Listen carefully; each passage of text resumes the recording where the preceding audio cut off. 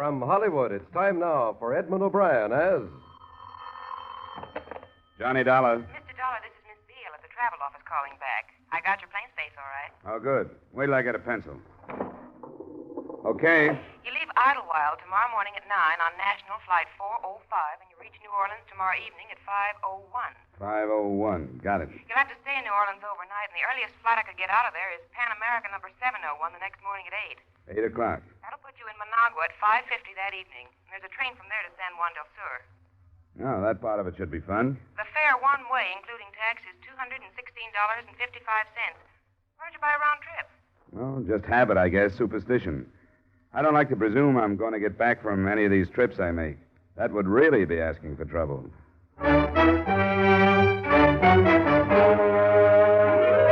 Edmund O'Brien in another adventure of the man with the action-packed expense account, America's fabulous freelance insurance investigator. Yours truly, Johnny Dollar.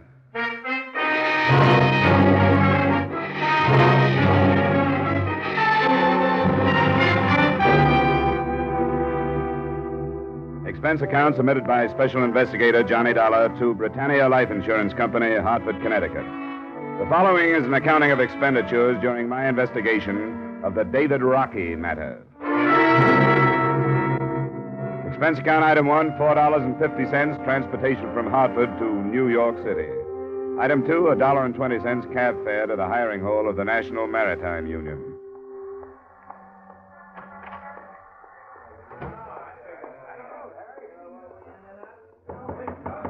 Tom? I talked with you on the phone, Mr. Richter. Dollar? Oh, yeah. Well, like I told you then, your man is in San Juan del Sur. Or if he left, we don't know about it. I hope he's there. I've got plane reservations. I called the Edwardson line. That's the outfit he was sailing for. I want to double-check on our records, and theirs are the same. He missed his sailing in San Juan del Sur. They signed on a local man as far as Panama. The ship was the Lyle Edwardson? That's it. Can you give me anything that would help identify him? Well, here's his signature and his last job assignment card. Oh. Can I keep this? I guess so, sure. Thanks.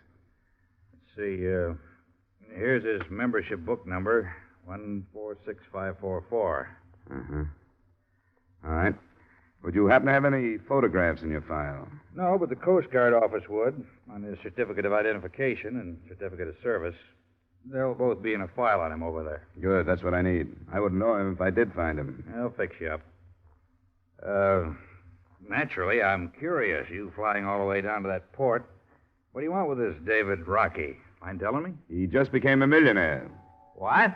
Well, when Rocky was a kid, he was adopted by a Titus Morgan in Boston. Wealthy man. He just died, leaving everything to Rocky. How do you like that? $1.5 million, including $50,000 in insurance. That put me on the case. How would you like to get some news like that? I don't think I could take it. Well, thanks a lot, Mr. Richter. That was nothing. Yeah, when you find this guy, ask him if he can spare a few bucks for the seaman's home, will you?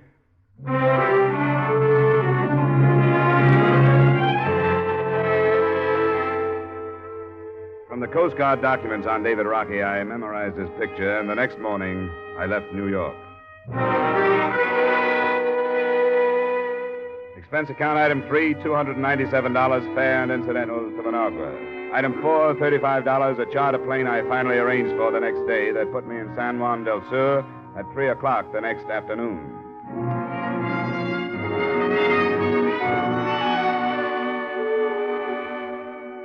I found hotel accommodations and then looked up the local office of David Rockey's last employers, the Edwardson Steamship Lines.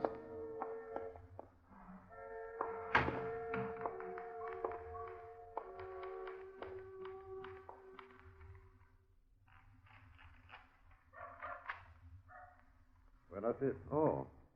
Good afternoon. Hello. My name is Doll. I just arrived from Hartford, Connecticut. Well. My name is Wall, Clayton Wall. How do you do? Mr. Wall? Why on earth would anyone leave Hartford to come to a place like this? I'm an insurance investigator. I was sent down here to find a seaman who sailed on one of your ships, David Rockey. Remember him? Oh, yes. Certainly I remember him. Did you say insurance investigator? That's right. Why did you ask that? Why, just wondered. What do you want with him? He has some money coming from a policy and an estate. Oh.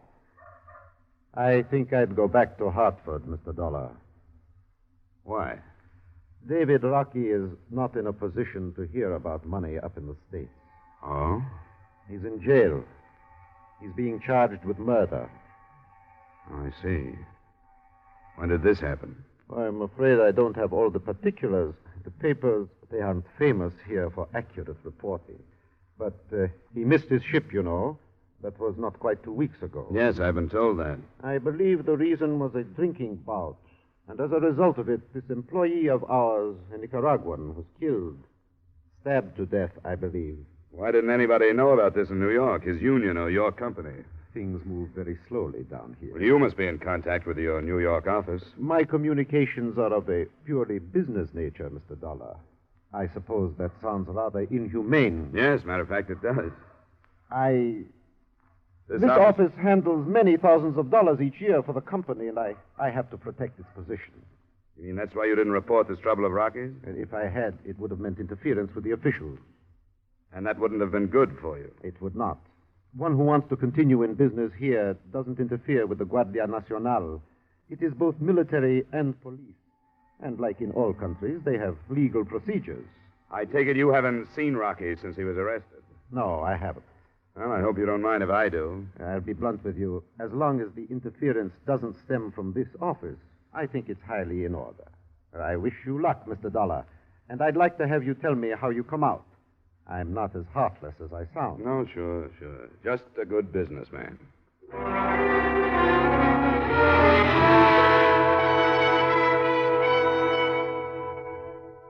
Before I tackled them, I learned what I could about the police setup in Nicaragua.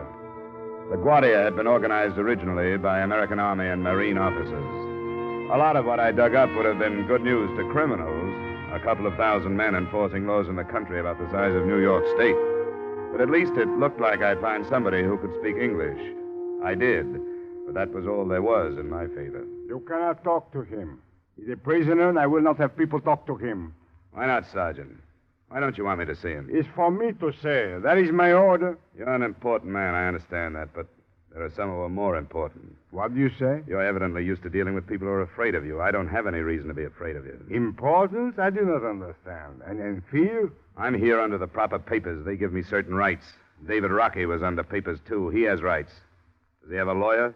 He does not want one. That's difficult to believe. You think I lie? I think you'd better let me go see him. No. He's a prisoner. Prisoner or not, he has a right to see me. I'll go to the American consul in Managua if I have to. You must know where he'll go, to your superior officers. You can't do this because of personal feelings, Sergeant. You stay 10 minutes, no more. Thanks. Maybe that'll be enough.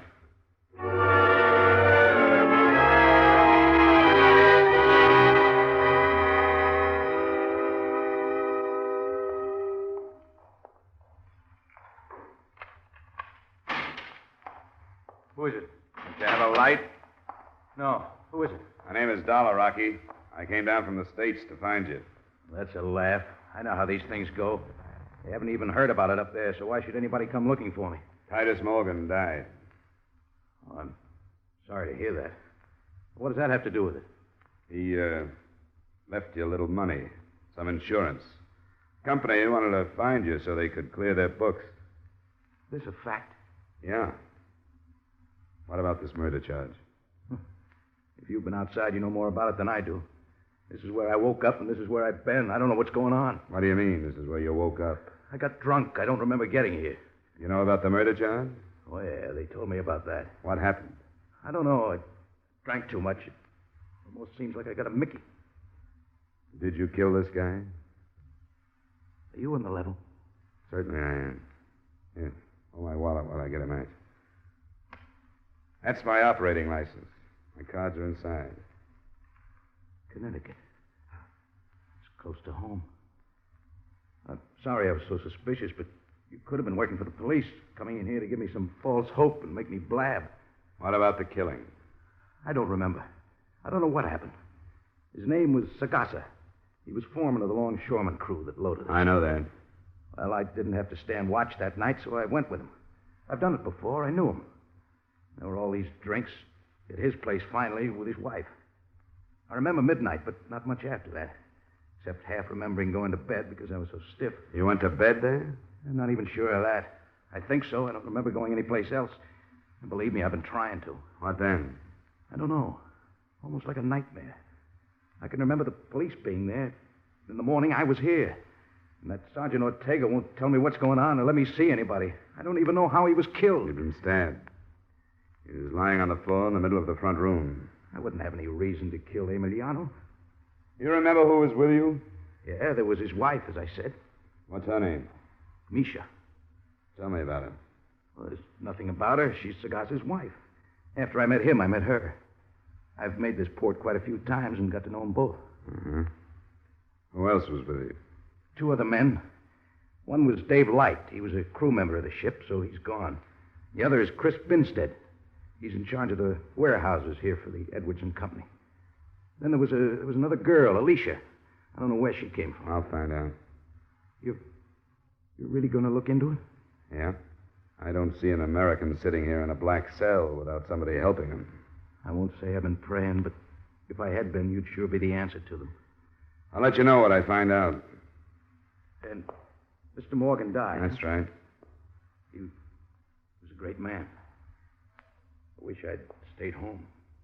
I'll try to see you tomorrow night. Hey! Hey, let me out!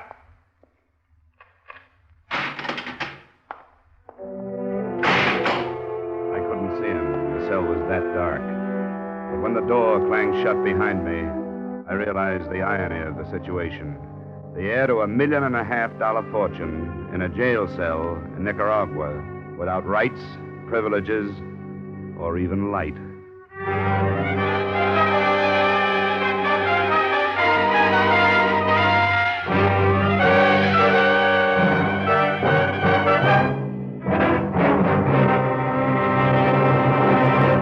We will return you to the second act of yours truly, Johnny Dollar, in just a moment. Every Saturday night, Americans from coast to coast play Sing It Again. Do you? Well, if you don't know the fun and excitement you're missing. Prizes galore, plus a special jackpot prize if you can name the Phantom Voice. So stay at home, play at home on Saturday nights, when over many of these same CBS stations, Dan Seymour says it's Sing It Again. Now, with our star, Edmund O'Brien, we return you to the second act of yours truly, Johnny Dollar.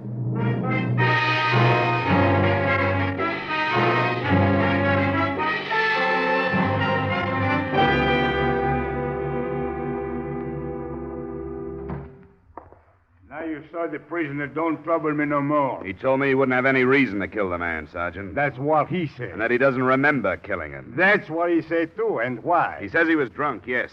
But he remembers other things, like the police being there. Seems to me he'd remember killing somebody. Why you think he tell the truth if he do remember? It just seems to me that he was telling the truth. You are too innocent, senor. Maybe. But I'd like to know what you've got on him. I do not understand. Well, what are you building your case on? Just the fact that he says he doesn't remember? He says he'd have no reason to kill Emiliano. What motive are you using? Motive? The wife. You mean there was something between Rockey and the wife? To herself, she is a cat, and all men, they are mice for her. All right, that's something. It wouldn't be enough in my country. No? That's nothing but the vaguest kind of circumstantial evidence. Don't you have anything real? The murder weapon, for example? It was not found. What about the fatal wounds, then? What kind of a knife made them, do you think? It was a wide knife. Uh-huh. As a seaman, Rockey could have been carrying a knife, but it would have been a small one. You think of that? We searched him. He did not have a knife. He threw it away. How do you know he threw it away? He did not have it. You believe in his lies. I tell you what the people say who were with him. I don't want to hear your version of what they said. I'll talk to them myself. No, you do not. You do not interfere. Look, as far as you're concerned, he's guilty until he can be proved innocent. And you don't want anybody to try and do that. Now, don't try to stop me, Sergeant. If you don't want your superiors on your neck. You'll be in trouble, too. You are careful.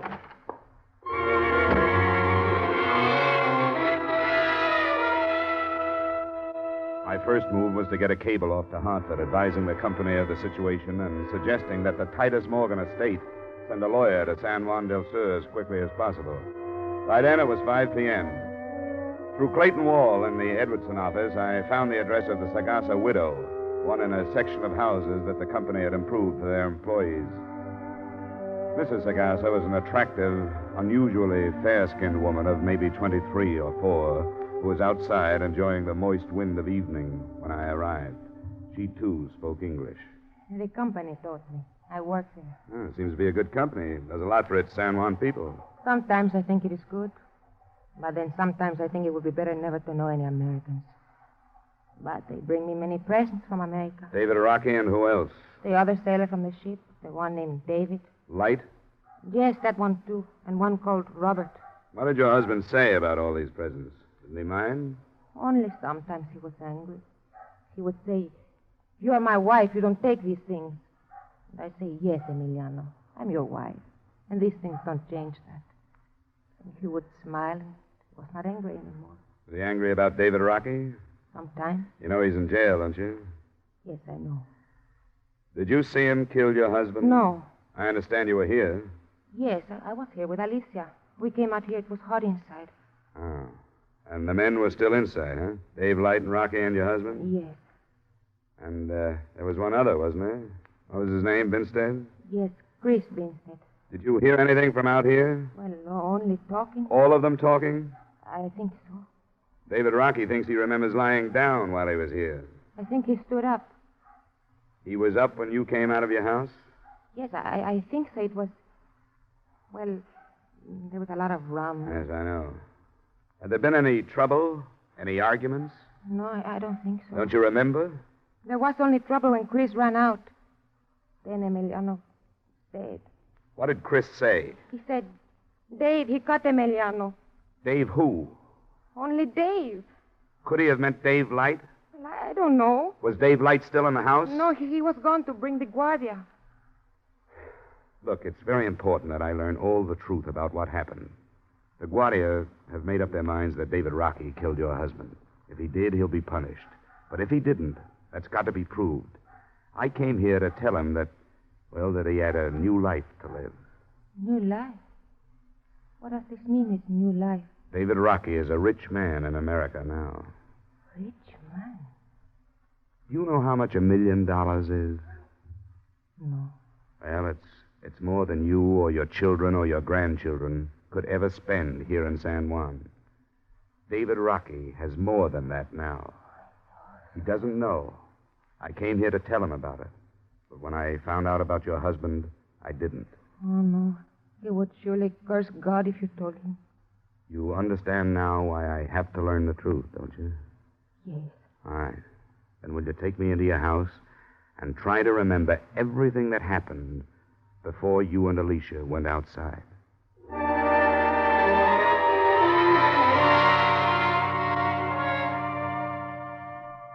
Another Edwardson ship had docked that evening, and I found Chris Binstead on the wharf supervising the placement of the cargo that was streaming into the warehouse. He didn't want to, but he turned his job over to a helper and led me up some stairs to his office in the loft of the building. I don't quite get you being down here. You say Dave Rockey came into some money, huh? Yeah, a little. From an insurance policy. Somebody in his family?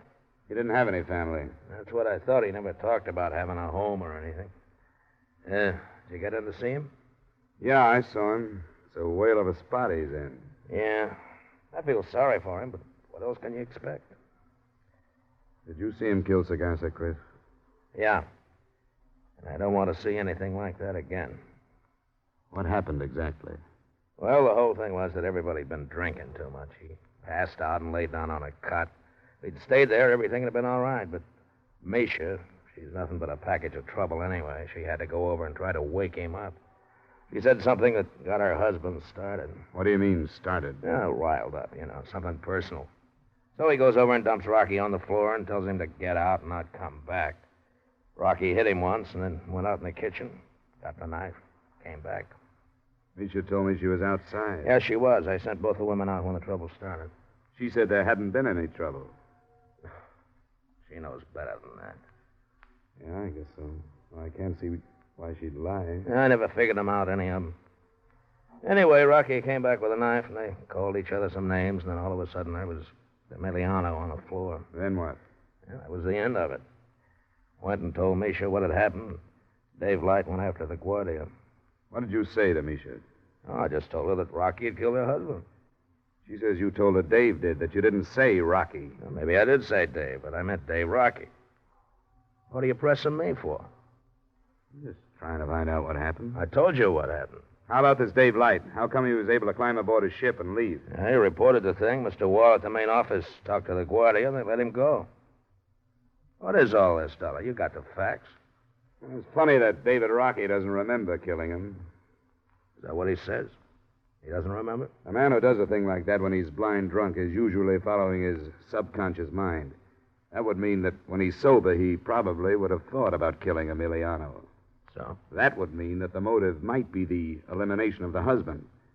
Now, I can't figure a seaman who's here in San Juan only a few days at a time even thinking of going to these lengths to get rid of Misha's husband. What are you driving at, Dollar? I'm thinking out loud, I guess. Why? That'd better be all. I guess you have to get back to work, huh? Yeah. Okay. Thanks a lot for seeing me.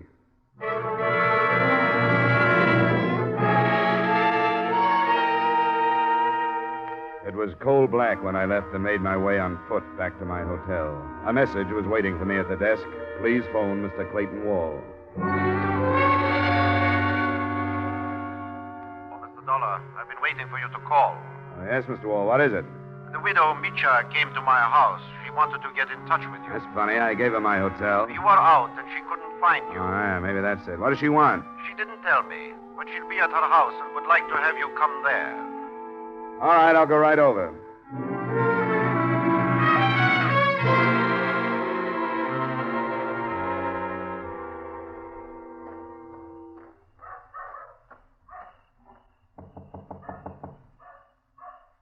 Mr. Dollar.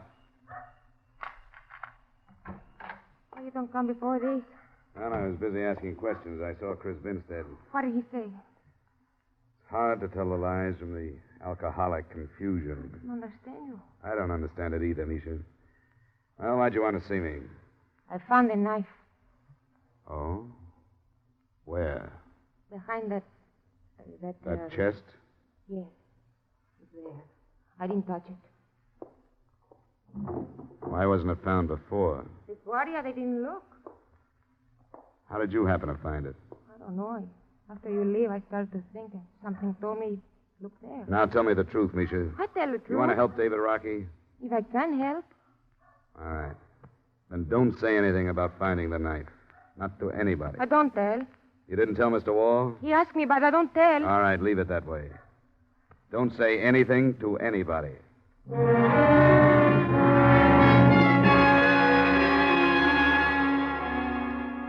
I slept after that, almost the first sleep I'd had since I left New York. And the first thing the next morning, I arranged for another charter plane to Managua.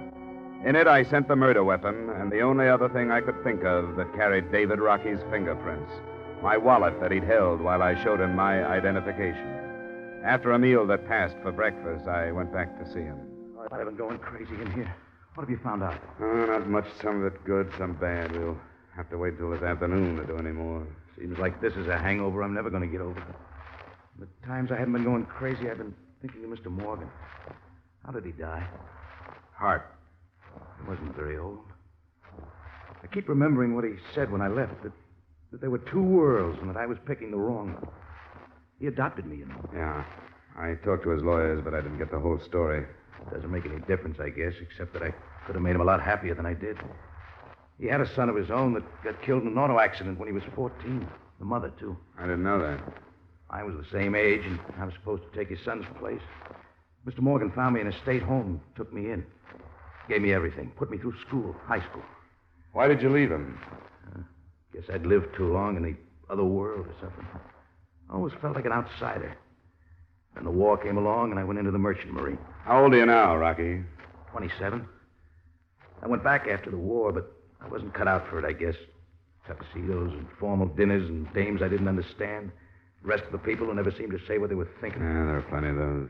I tried because I knew Mr. Morgan wanted me to. There was just something rough in me that I couldn't hold down.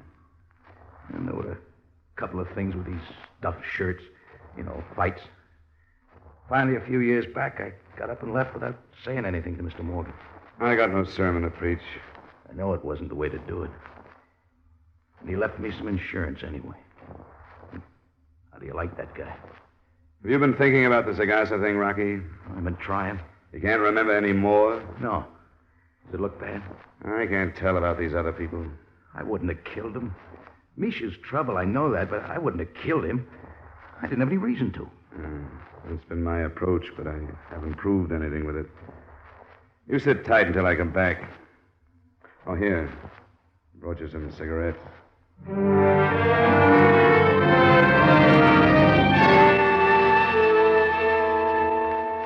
I got an answer that morning on my cable to Hartford. The Morgan estate was sending a lawyer. Then I waited until the middle of the afternoon when the charter plane came back from Managua with the results of the fingerprint tests. There was only one place to go.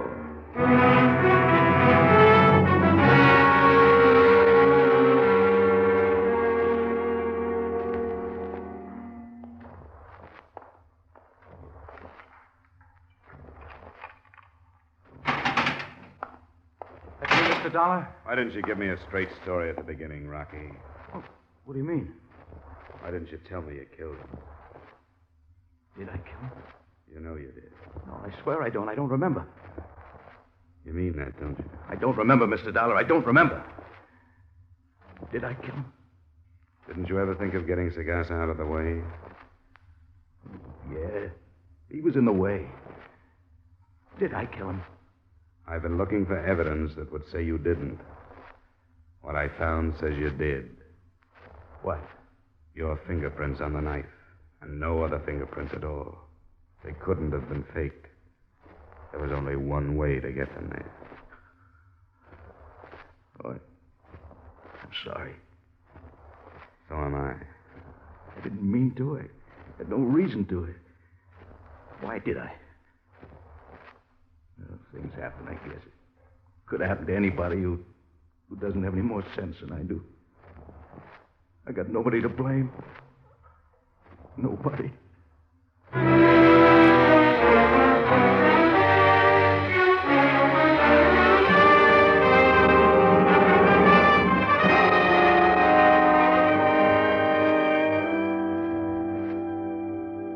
Expense account, item 5, same as items 3 and 4, transportation back to Hartford. Item 6, miscellaneous, $235. Expense account total, $840.75. Remarks?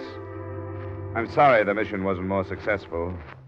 The estate lawyer arrived before I left, and although he wasn't familiar with Nicaraguan courts, he felt that David Rockey had a chance on a second-degree murder plea. None of us knew what the terms would be. But we did know that $1.5 million was worth waiting for. Yours truly, Johnny Dollar.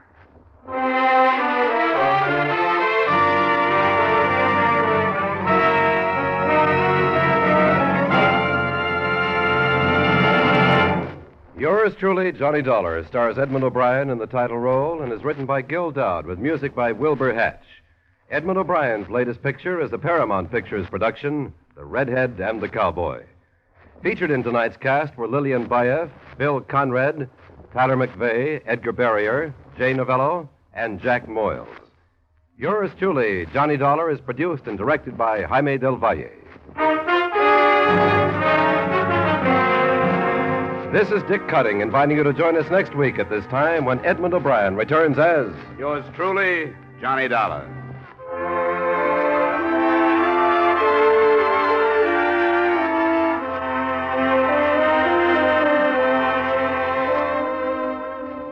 There's Saturday night fun with the young married set when Lucille Ball and her favorite husband come along later this evening on most of these same CBS stations. You'll enjoy the laughs with Lucille Ball as she tries to help, but more often hinders the man she calls my favorite husband. And now, stay tuned for Von Monroe's Caravan, which follows immediately over most of these same CBS stations. This is CBS, where Hopalong Cassidy rides every Saturday night, the Columbia Broadcasting System.